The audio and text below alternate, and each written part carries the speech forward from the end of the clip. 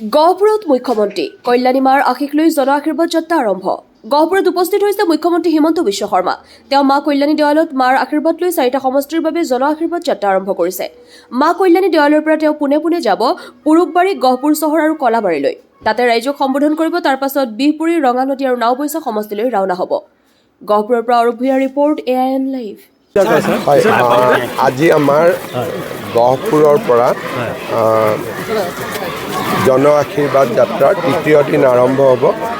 মা কল্যাণীৰ ওচৰত আহি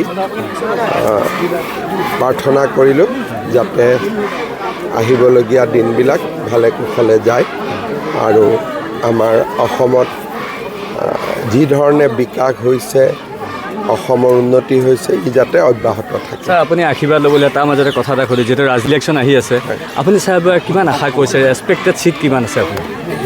আজি আৰু এইবিলাক কৈ কি লাভ হ'ব? কথাটো সেইবিলাক ছাৰ, কংগ্ৰেছেতো বাৰেপতি কৰি আছে, আপোনাক সমালোচনা কৰি আছে। আপুনি এতিয়া মোক কংগ্ৰেছে কি কৈছে মোক সেইটো ক'ব, মই যি ক'ম তাত ক'ব, সেইটো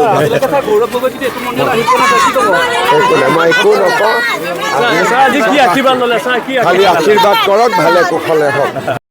যিকোনো খবৰ বিজ্ঞাপনৰ বাবে যোগাযোগ কৰক 7896121996।